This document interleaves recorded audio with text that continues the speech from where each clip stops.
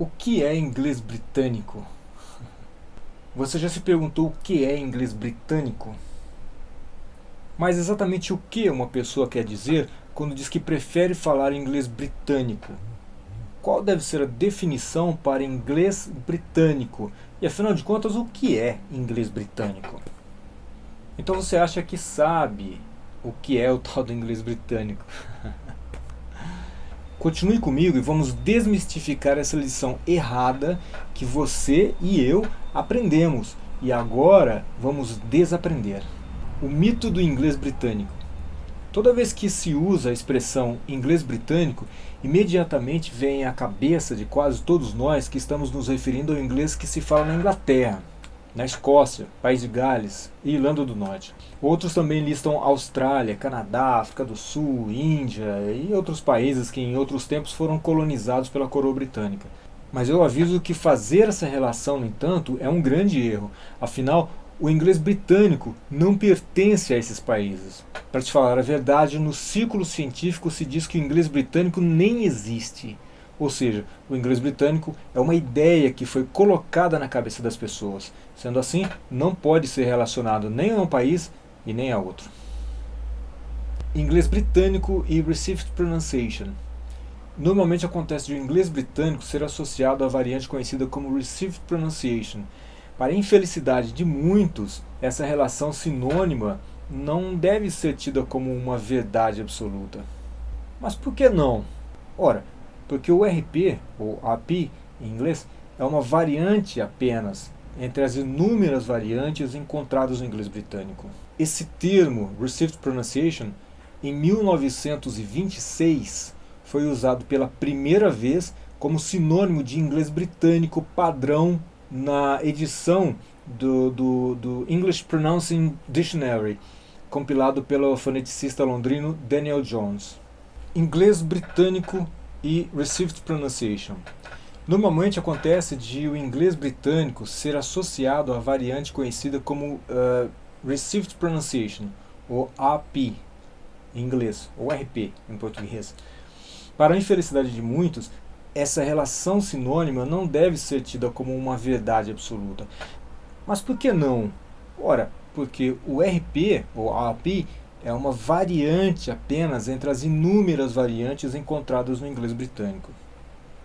Esse termo, Received Pronunciation, em 1926 foi usado pela primeira vez como sinônimo de inglês britânico padrão, na segunda edição do English Pronouncing Dictionary, compilado pelo foneticista londrino Daniel Jones. Na primeira edição, em 1917, ele havia usado o termo Public School Pronunciation. No entanto, na segunda edição, ele achou melhor mudar. Em todo o sistema educacional do Reino Unido, a RP foi utilizada. É importante salientar que o significado do termo received é aprovado, aceito. Essa era então a variante usada formalmente nos órgãos públicos e nas relações comerciais, nos documentos oficiais, etc. Era o inglês correto, bonito, bem falado, puro, aprovado, aceito como padrão. Uma vez que essa era a variante ensinada no sistema educacional britânico, então o mundo de ensino de língua inglesa a usava de igual forma. Os livros e todo tipo de material usado para ensino da língua inglesa eram produzidos no Reino Unido, e naturalmente os professores nativos eram os melhores para ensinar a língua pelo mundo afora. E dessa forma, o AP, ou RP, ganhou força e fama. Essa variante era a expressão total do inglês britânico formal.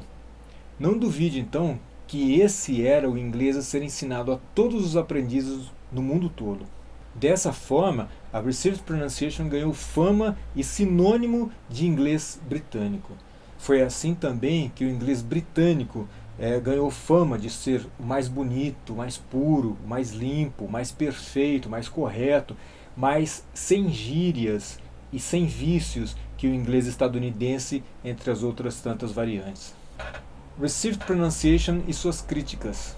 Agora, segundo linguistas e foneticistas, a Received Pronunciation é coisa obsoleta, ultrapassada, não totalmente do passado, mas uma variante do inglês que não satisfaz os anseios de um modelo padrão da língua inglesa. Por quê? Uma boa parte dos falantes de inglês considera a Received Pronunciation como um tipo de inglês usado apenas por gente metida besta. Gente de nariz empinado, gente cheia de frescura. Podemos dizer com chance de acertar que há até uma boa dose de preconceito contra os usuários da Received Pronunciation. Há uma quantidade considerável de linguista que adota essa versão popular da Received Pronunciation. Essa variante, de acordo com alguns, é comum para indivíduos da classe alta do século XX, não sendo mais tão bem aceita atualmente. Essa variante também é chamada de BBC Pronunciation, já que é a variante usada pelos apresentadores da maior emissora de rádio e televisão do Reino Unido, a BBC Broadcasting Company. Há preferência por parte de alguns pelo nome Oxford English. O motivo não poderia ser outro. É o inglês do pessoal que estuda na Oxford University. Por outro lado, há quem prefira chamar de General English ou Standard British English. Tem também o termo Non-Regional Pronunciation, para dizer que se trata de uma variante sem marcações típicas de uma região ou de outra.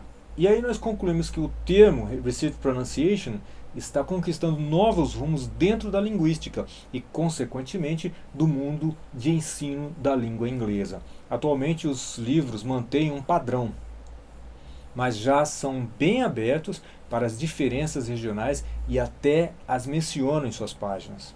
Outros tipos de inglês britânico. Acima, enfatizamos a Received Pronunciation por ser a variante que muitos consideram ser o inglês britânico propriamente dito.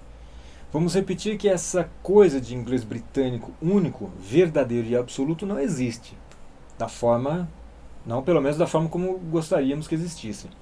Afinal, há dentro do Reino Unido muitas outras variantes. Sempre é importante lembrar que o Reino Unido é formado por 4 países: a Inglaterra, a Escócia, o País de Gales e a Irlanda do Norte. Cada um desses países possui vários sotaques, ou variantes da língua inglesa. Essas variantes podem sofrer variações de uma cidade para outra dentro da própria Inglaterra. Até mesmo dentro de uma única cidade, nós podemos nos deparar com variantes diferentes. No norte da Inglaterra, temos as variantes chamadas de Cheshire, Lancastrian, Scouse, Piedmont, Cumbrian, Mancunian e outras também, são várias. No sul, temos Received Pronunciation, Cockney, Stewart, Kentish, Multitude London, Sussex e aí por diante vai. O inglês falado na Escócia é dividido em Insular Scots, Northern Scots, Central Scots e Southern Scots. Mesmo dentro dessas divisões, há ainda subdivisões.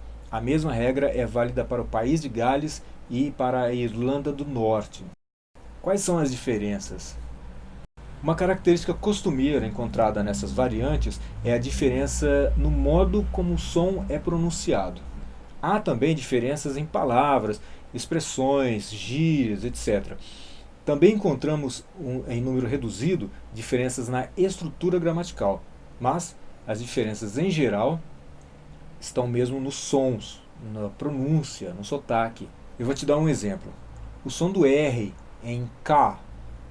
Costumamos pensar que o som torcido do R em car só é encontrado no inglês estadunidense. Não é bem assim.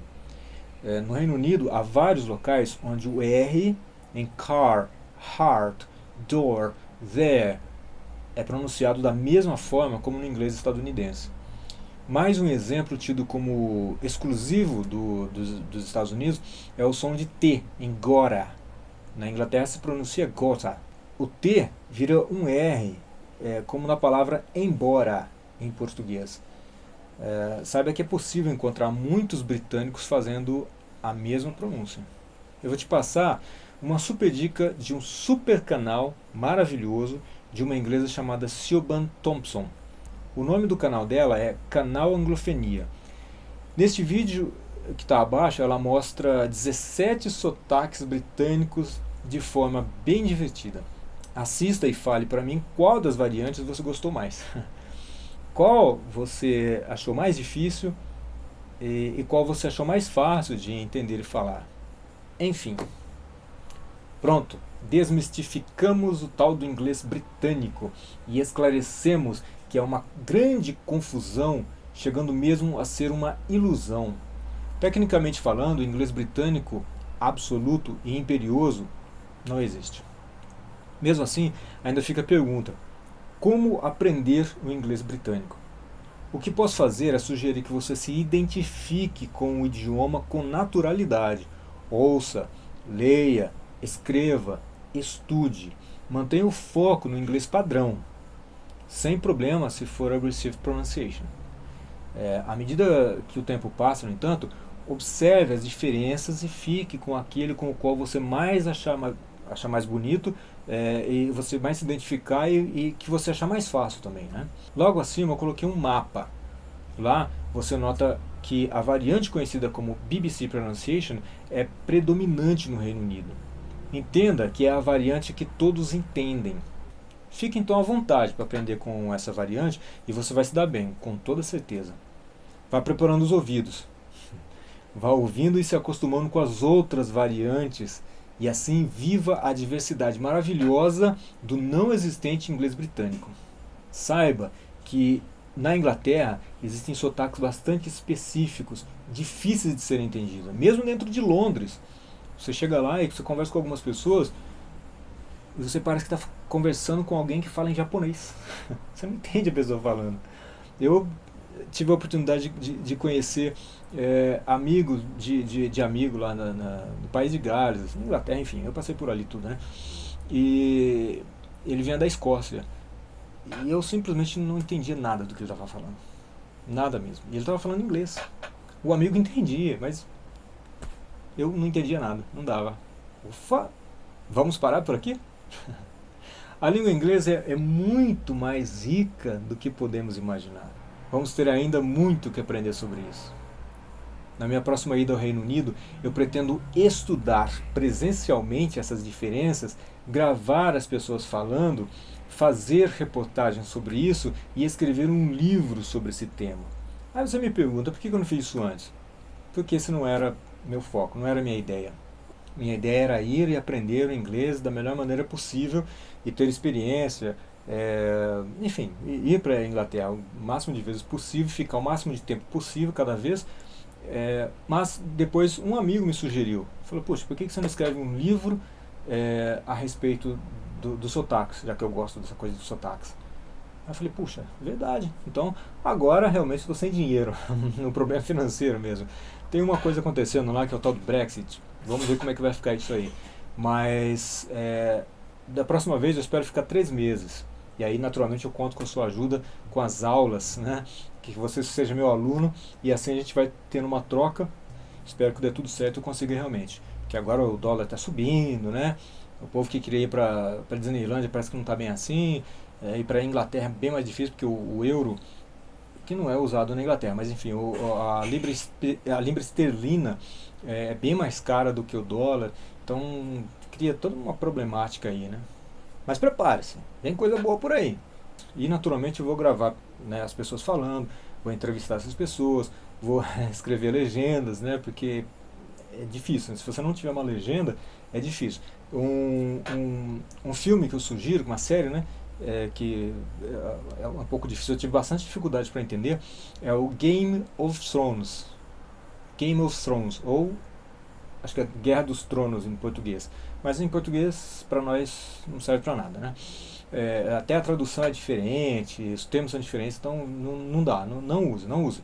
Se você já consegue falar inglês, use Game of Thrones para você aprender de uma forma mais eficiente. O que eu sugiro? Assista com legendas em inglês e copia todas as legendas e vai decorando cada uma das falas de cada um dos personagens, vai decorando mesmo assim, para você saber de memória. Você vai perceber que quando o personagem fala, você entende com muita clareza o que ele está falando. Se você entender o que aqueles personagens estão falando com clareza, você vai entender o que todos os outros falam quando eles falam aquelas expressões daquele jeito, né? Uma coisa que eu falo para os meus alunos, eu falo inglês britânico, vamos entender entre aspas, mas vamos entender como inglês britânico. Mas eu falo o seguinte: a minha pronúncia não é exatamente a mais fácil, né? Por causa do sotaque, até por causa da minha dicção mesmo. Então, quando você entender eu falando, e isso é muito fácil, porque você falando com a pessoa, você consegue captar muito melhor. Eu tive essa experiência, né? E todo mundo que vai para a Inglaterra, vai para os Estados Unidos, vai para a Escócia, vai para, enfim, para a Austrália, a pessoa tem essa dificuldade de entender no primeiro momento. No segundo, no terceiro momento, ela vai tendo facilidade, e de repente está tudo fácil. Você entende todo mundo, né? Claro que alguns você sente mais dificuldade, porque tem uns sotaques difíceis, né? Você tem pouco contato com esse pessoal, então acaba tendo problema. Mas se você entender o que eu falo, né, no momento que você entender, isso assim, 6 meses, no máximo, 6 meses para você conseguir entender. E aí você vai ouvir Game of Thrones, você vai ouvir, sei lá, tantos outros aí que você queira, com uma facilidade muito grande. Então essas duas dicas são muito importantes, né? Ouça falando comigo face a face, você vai ouvir uma pronúncia um pouquinho difícil, e assista, ou que seja outra série, que seja inglês estadunidense, não tem problema. Anota, copia, decora e vai ouvindo. E não ouça uma vez ou duas não, ouça 50 vezes, até a coisa ficar clara na sua mente. Eu espero que você tenha gostado dessas informações, elas serão úteis no seu aprendizado e no uso diário do inglês. Curta, compartilhe e comente a minha página no Facebook e também no YouTube. Aliás, no YouTube, se inscreva no meu canal e clique no sininho para receber todas as atualizações e ficar por dentro de todos os meus lançamentos. Tendo dúvida, pergunte. Tendo sugestão, fique à vontade para falar. Assim também vou me sentindo cada vez mais motivado a pesquisar e a te trazer novos ensinamentos e dicas. E claro, minha intenção, meu esforço, a minha busca é te ajudar a aprender um bom inglês. Abraço para quem é de abraço, um beijo para quem é de beijo. See you later. Sing it!